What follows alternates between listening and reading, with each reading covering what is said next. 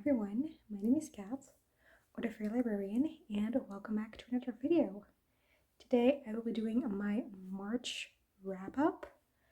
I read 8 books in March. 5 of those I read in Dutch, 3 of those I read in English.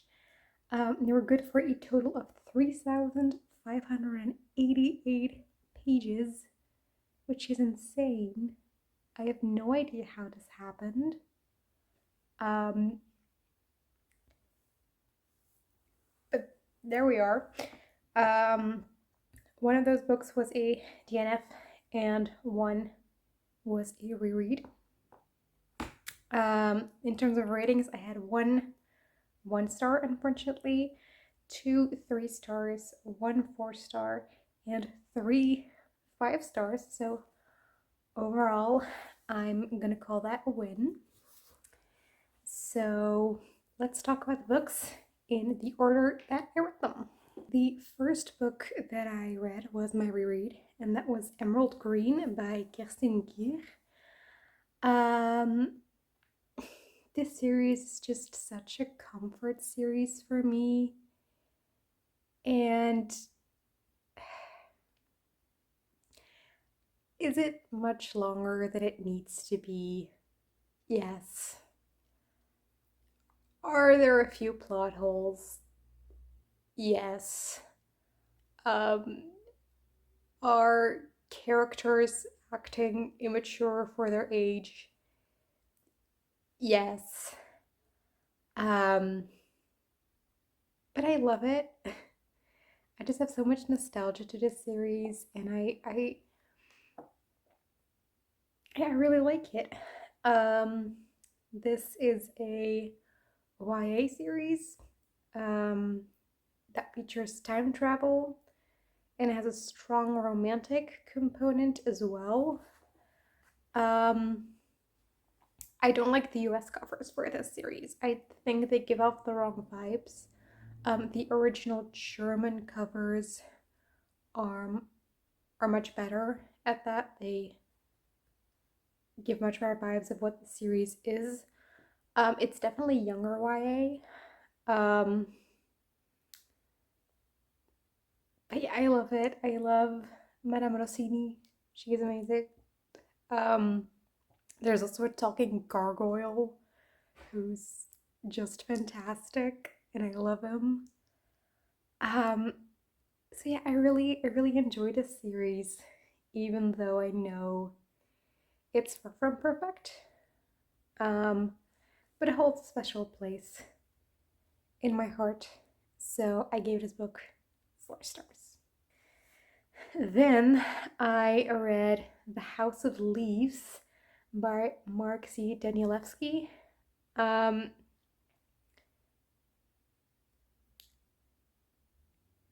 don't know where to begin. It was a very weird experience, and it went way over my head. But I liked it. I know I didn't catch nearly anything, and that I probably would have needed a lot more effort to catch everything. But that might be something for a reread if that ever happens. I really enjoyed it. It was weird. It was very meta. It was so meta. And it was creepy as well, like genuinely creepy. So if you don't know what this book is about, it's a story within a story within a story within a story. So we have like a haunted house. And then there's a documentary made about that haunted house. And then there is a paper written about that documentary. And that paper is found by someone who annotated it, so you have like a whole new perspective in the footnotes.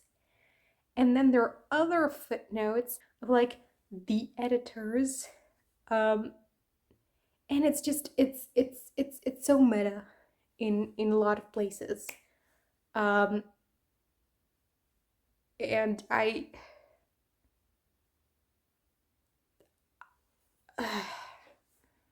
don't know what to say. It was amazing. Um, I gave it 5 stars. Um, it was a trip, but a good one. Next up, I finished Pandora, and unfortunately, I wish I hadn't finished it.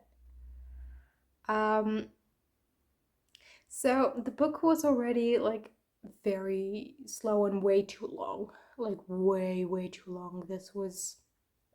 I think it was like 400 pages, but it easily could have been a novella or even a short story. Um, it was just way too long. But I can deal with books that are too long. Like, I've never given a book a bad rating just because it's too long. Um, I'm fine with that. So I kept reading. And then the ending. What was the ending? I wouldn't spoil it, but it was just ridiculous. It came out of nowhere. We had plot convenience after plot convenience. Um, and it's just no. No. I didn't like it. When I finished it, I called like 3 separate people, two of which aren't even readers, because I needed to vent. Um, because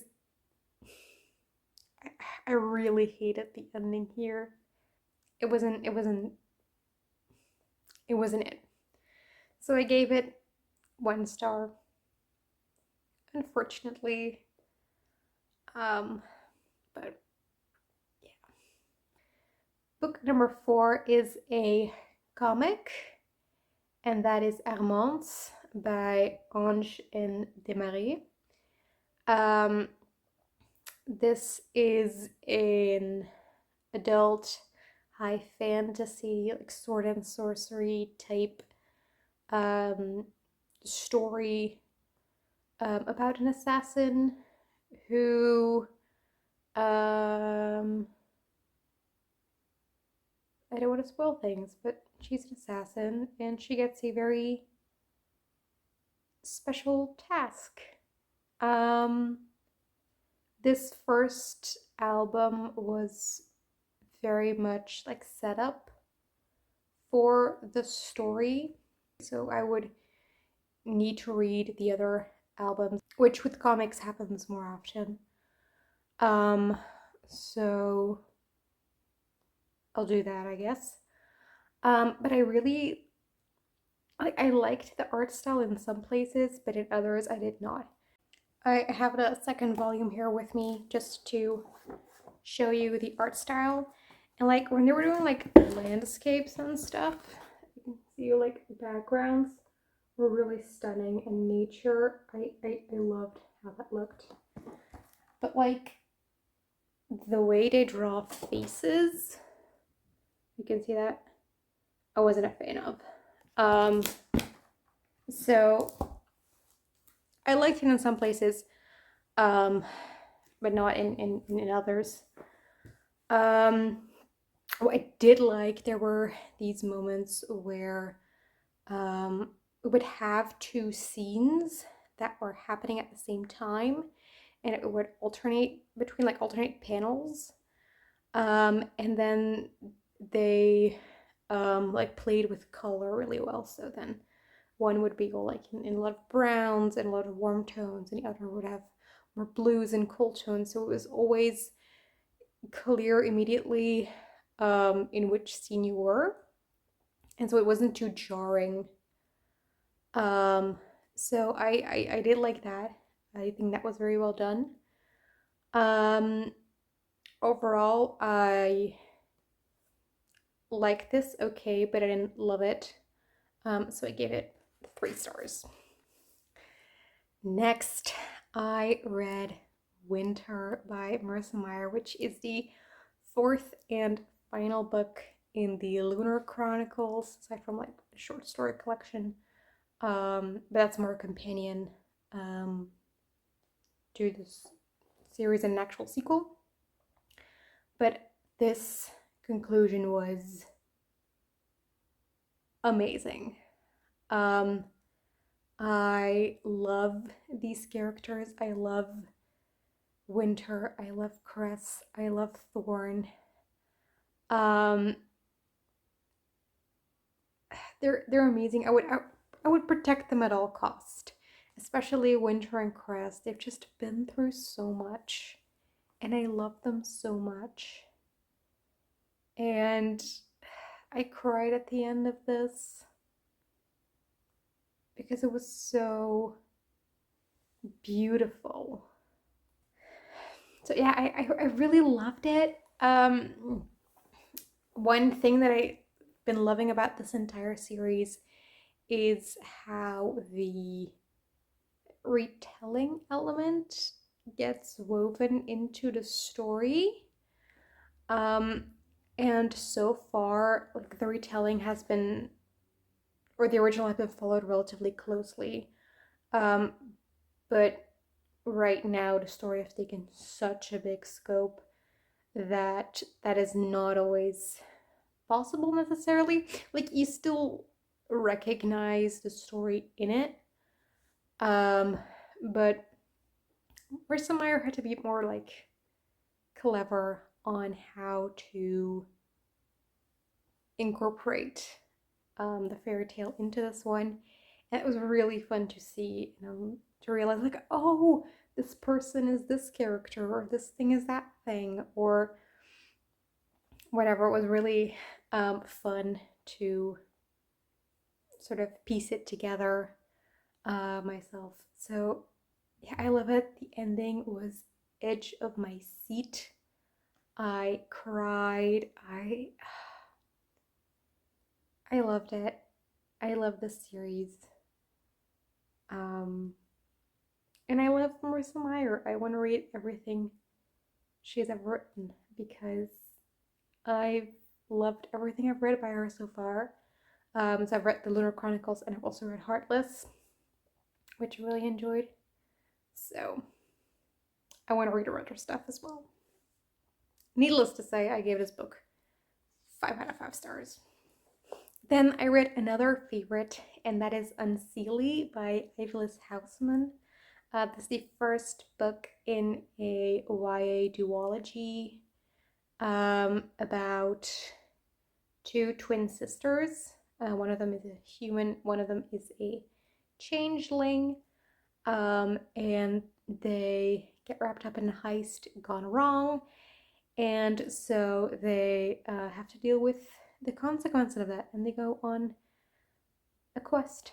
And the changeling sister is autistic as well, and it's just an amazing character study of her. Because the plot is not necessarily spectacular. Like um, you've seen it before, but it was the character relationships that were really um, the the focus of the book. I love the sister relationships. I thought it was very relatable as well. A lot of things. So yeah, I also just I love the world. It was very like vibrant and colorful, and it's just an aesthetic that I found I really like in fantasy. So if you have recs for that, leave them down below. Um, yeah, I really love this. Um, I can't wait for book 2, and I gave this 5 stars.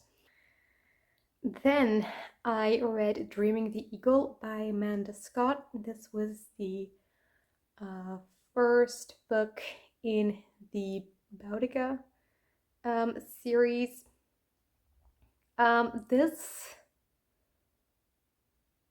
This is very hard because I think that this is a really good book. I think it's incredibly well written. I do recommend it, but I DNF'd it. Um, I couldn't get into it. I couldn't connect to it, and it always felt like a chore to pick it back up. So I decided to just cut my losses and DNF it, which is a shame because it's really good. I genuinely think that it's a very good book. Um, it just wasn't my book, unfortunately. Um, I read this for a read along hosted by the brothers Gwyn, um, which maybe makes me even more bummed that I DNF'd it because everyone else in read along is loving it. So, um, unfortunately, I did not. And the last book that I have for you today is Der Jasminblütengarten by Elena Conrad. This is a women's fiction-y contemporary story about a woman whose mother inherits a villa in Italy. And so the woman goes there because the mother doesn't want to go there. She just wants to sell it, get rid of it. She never talks about her father and about her childhood. And our main character wants to know why. So she goes to Italy to see this place, to see the region, and to maybe find out more about her mother's past. This book was just a love letter to Liguria, I don't know how to pronounce it in English. It's a region in Italy where the book was set. Um, and like the author said in the author, she went there on holiday very often, and you could tell that she just loved the region and she loved the food and the people, and it was just a love letter to that place. So that was really nice. Um, I liked this book. I enjoyed it. It meant as a sort of a palate cleanser because I had just come off of reading Winter, reading Unseelie, and I did a bit of a palate cleanser in between. Um, so I picked this one up. Um, and it gave me what I wanted. It kept me entertained. It was a fun, feel good time, but it wasn't necessarily memorable. Um, and I also don't want to continue on with the rest of the series necessarily. But I might read something else that this author writes because this is her debut. Um, I enjoyed it, but nothing more than that. So I gave it 3 stars. So that was the wrap up. I feel like this was very rambly, which is because it has been a while since I've read these books and I don't always remember everything. I really shouldn't wait as long with making my wrap up. But well, I'll try and do my April wrap up sooner. Um, so that this doesn't happen again. I hope you enjoyed anyway. Um, let me know if you've read any of these books. Um, or let me know what you read in March, what your favorite book was. Um, and I will see you again in another video. Bye.